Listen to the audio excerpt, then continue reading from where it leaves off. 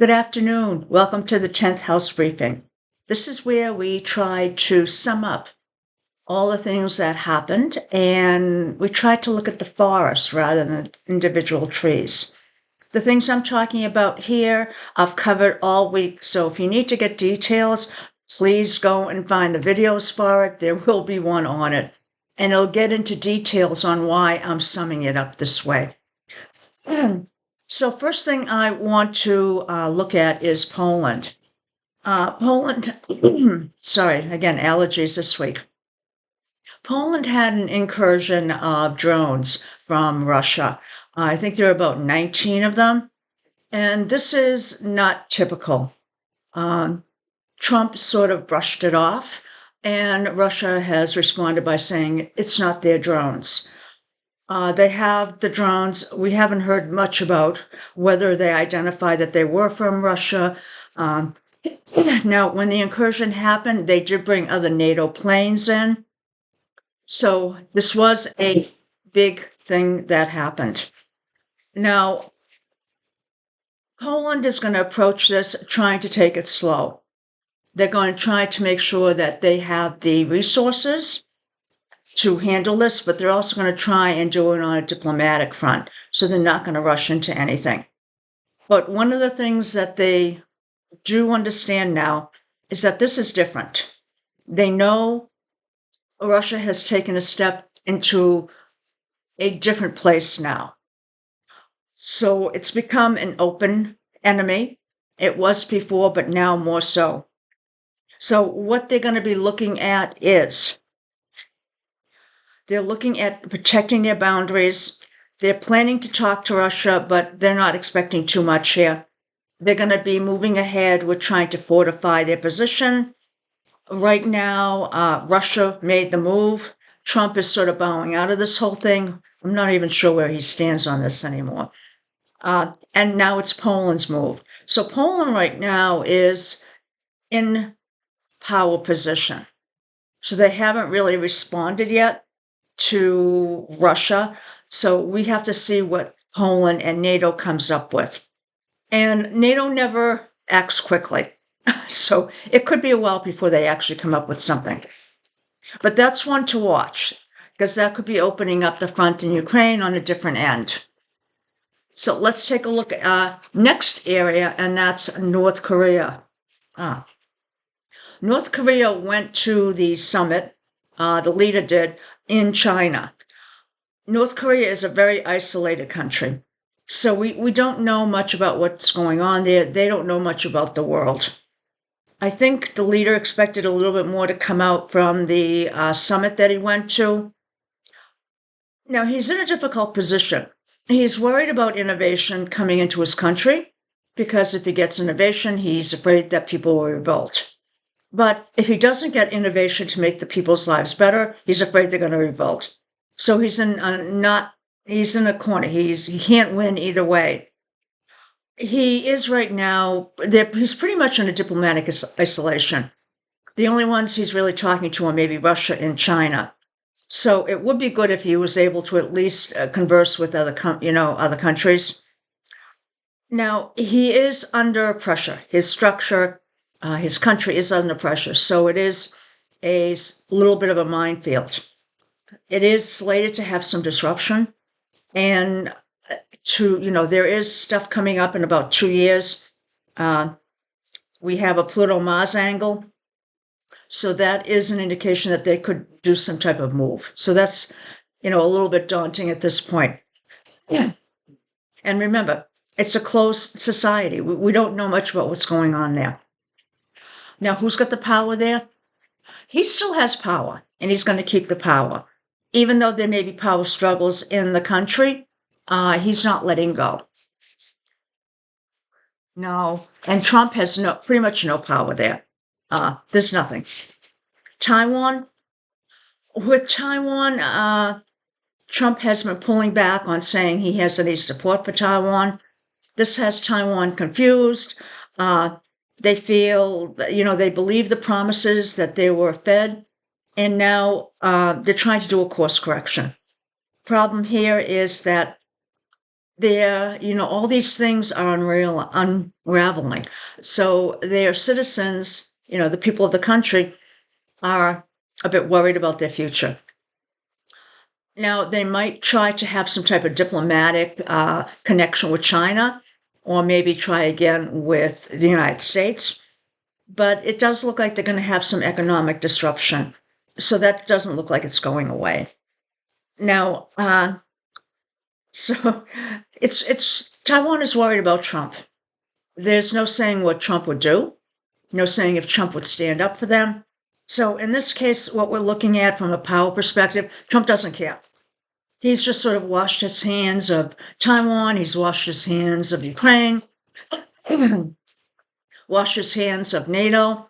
Not sure what he's trying to be involved in. I'm not sure what his foreign policy is anymore. Taiwan's not ready for anything. So in this case, China is. So China has the power in this situation. And as I noted, there may be a point where China's going to move ahead. They're going to make some overtures.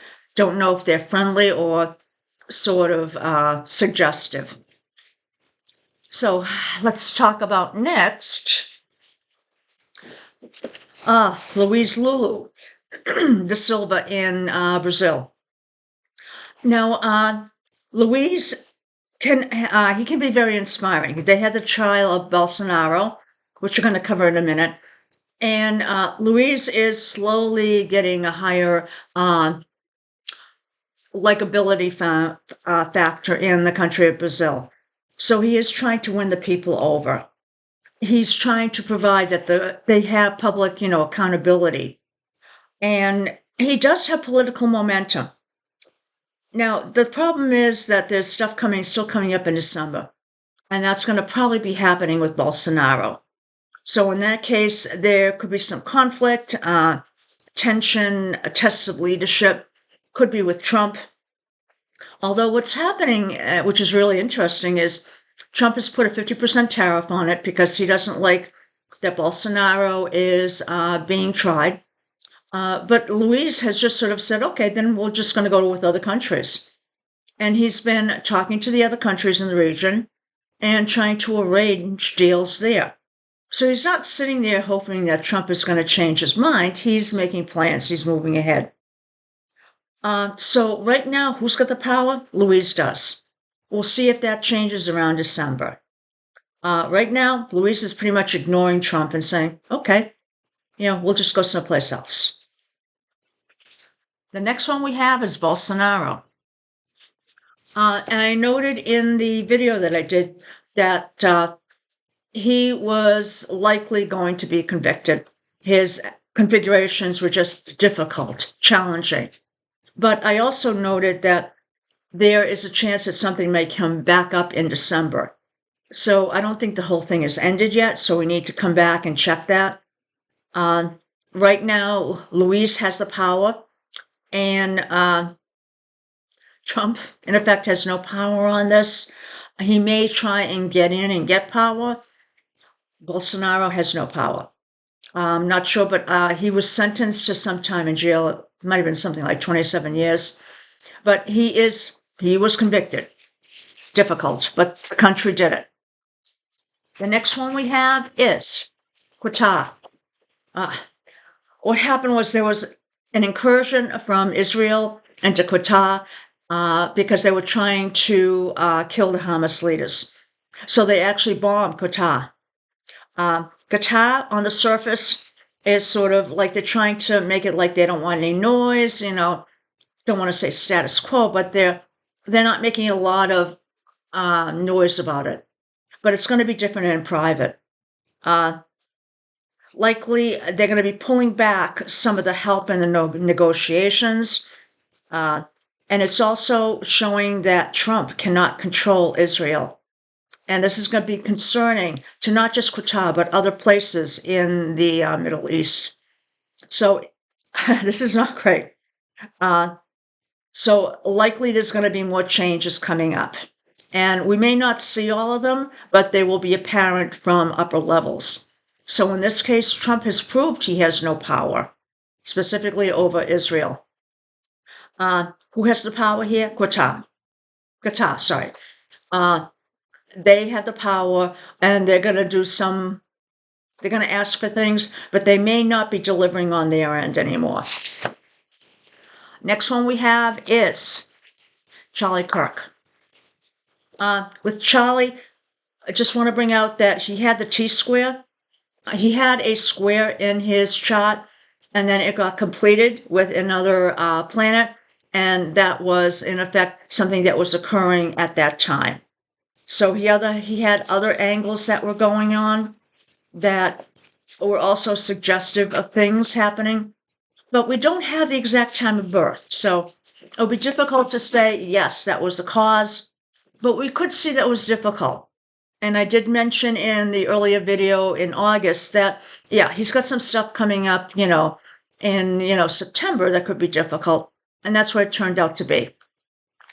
Now, surprisingly, when we went to, and in this case, who's got the power with Kirk? Well, it's the killer.